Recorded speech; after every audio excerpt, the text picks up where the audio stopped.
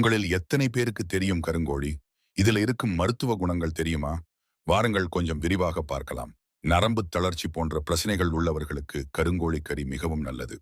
இதன் இறைச்சியில் உள்ள மெலனின் என்ற நிறமியின் காரணமாக நரம்புகள் வலுவடைந்து விரிகின்றன.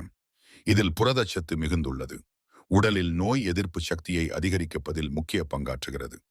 இதை சாப்பிடுவதால் இரத்தம் அழுத்தம் கட்டுப்படும்.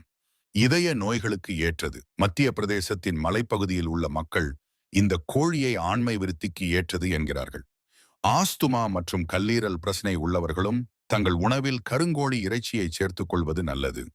சிரங்கு, வாதம் போன்ற நோய்கள் கருங்கோழி கரியால் குணமாகும் என்கிறது சித்த மருத்துவம்.